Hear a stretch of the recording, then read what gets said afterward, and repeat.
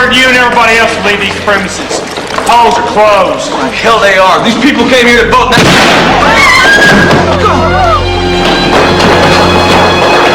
Damn it, Chris!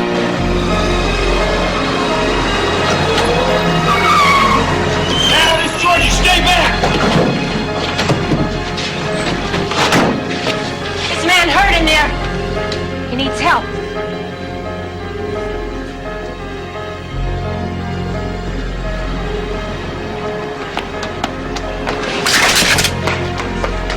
I don't want to shoot you, George, but I swear I will. Now, we're taking what we came for and we're getting out of here. Come on!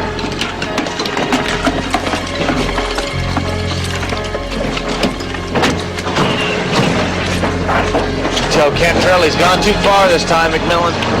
What the hell we do now, George?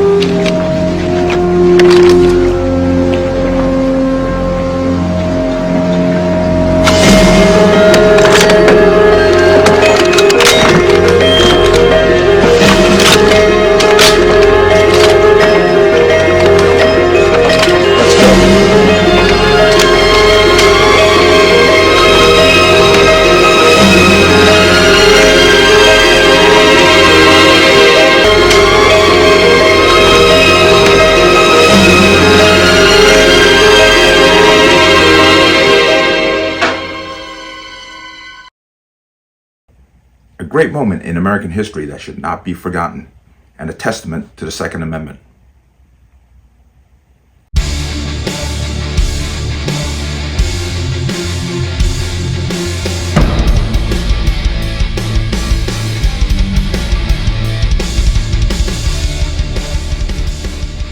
Welcome to another installment of the Connecticut Gun Bench. Today's video is brought to you by P.A.N. Firearms, LLC. P.A.N. Firearms, your NRA certification of multifaceted gun training.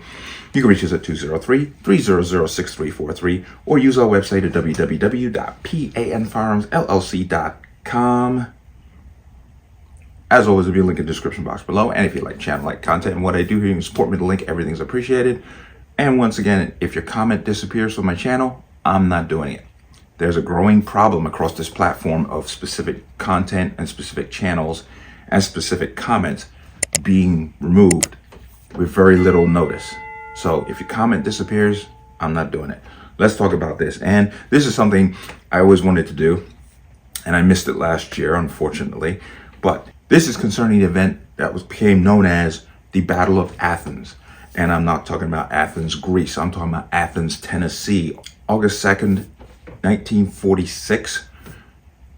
The citizenry of the county of McGinn County took up arms against the local government who were trying to steal an election.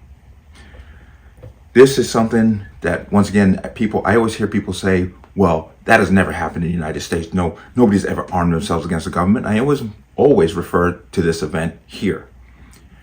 Now, to understand the depth of how important this is, because not only was it that one day where the sheriff, Cantrell, was trying to steal an election to remain sheriff, this event is a culmination of a decade of political shenanigans and, quite honestly, straight corruption on the part of the government. Now, there's a political ally. His name was E.H. Crump. He ran pretty much what they called his political machine, ran most of Tennessee. And what he tried to do was control McGinn County by installing his own candidate. His name was Paul Cantrell. What basically happened was Cantrell rode in on the coattails of FDR because FDR was so popular. He just basically beat his Republican opponent and became the sheriff of McGinn County. Problem was, the man was corrupt. And what he did was he hired a bunch of deputies, some of whom were criminals. And these people were paid based on basically like a fee. So for every person they incarcerated or charged, they would get a fee. So basically people were being charged left and right for basically nothing. Public drunkenness was one of the big things. At first, they only targeted the tourists that were coming in, like they come in on a bus. They would randomly stop the bus, step on board, and just start ticketing people on the bus.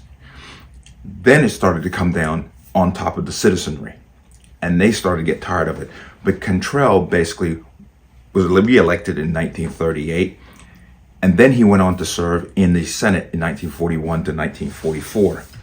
But while he was away, they transplanted a Georgia sheriff into McGinn County, once again, E.H. Crump's political machine.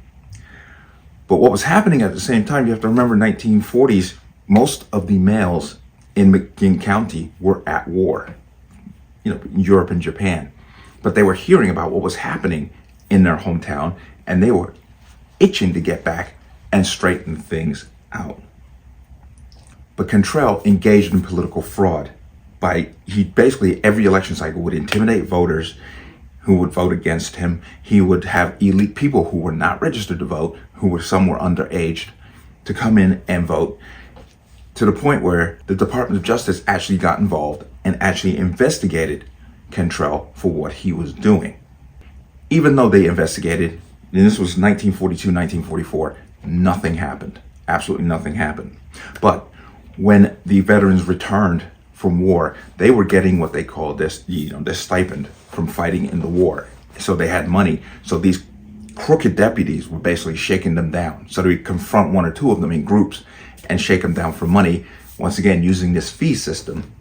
And it got really ugly. So the veterans started to organize and create them for themselves their own political machine. Of course, that did not go down well with the established machine under Crump.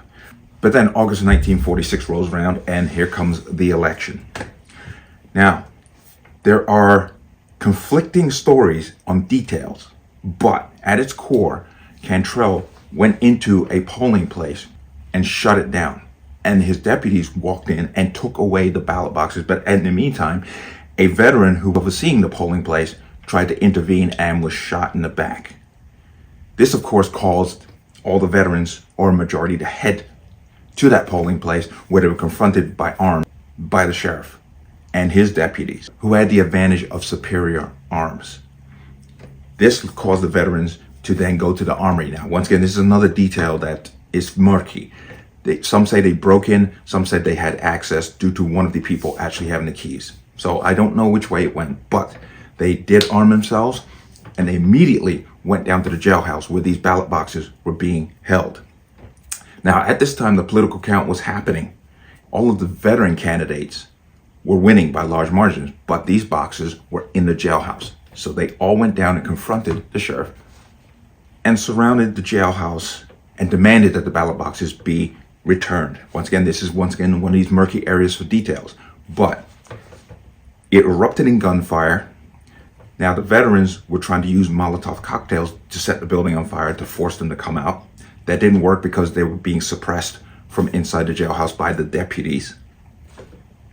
An ambulance pulled up, so the veterans stopped shooting because they thought there was somebody injured and the ambulance was there to pick them up. But in reality, what happened was Cantrell basically ran into the ambulance and the ambulance took off. So Cantrell abandoned the deputies at the jailhouse and disappeared. Of course, the firefight went on. Now, once again, the details, some say for hours, others are given different timeline. But what eventually did happen is that dynamite was used by the veterans, who managed to sneak up close enough to plant it at the building, detonated it, breached, and they all moved in. As soon as the veterans entered the jailhouse, all shooting stopped. They took the ballot boxes, and sure enough, they found out that Cantrell was trying to manipulate the votes. And it wasn't unusual in this time period of E.H. Crump's machine in McGinn County to have dead people voting. Boy, doesn't that sound familiar. But at its core, these people saw the corruption, and they did take up arms against it, and they did overthrow the government. Because once they finally got those ballot boxes and they were properly counted, mostly all the majority of the veteran-supported candidates won their position. Now, what in the aftermath of that, things actually kind of fell apart as time went on, which is kind of unfortunate. They had won a great victory. Of course, they were a little bit worried about getting arrested by the federal government for armed insurrection. Technically, that didn't happen, but it did spur a number of the similar uprising throughout Tennessee. Because remember, E.H. Crumb, through his political machine, ran most of it. But there were other uprisings that were minor, but still noteworthy. So when somebody tells you that there's never been a force of arms to overthrow a government in this country, 1946, August, the Battle of Athens. There was a movie made about it. It had Tom Sizemore was in it. That was on YouTube. I don't know if it's still on there. If I find it, I will put a link to it. Now, I'm not sure whose accounting of the story they're using for that YouTube video, but at its core, it does give you a very good storyline. So I'm glad I got it around this year to remember when men stood up and said, we're not putting up with this. We might need to do that again.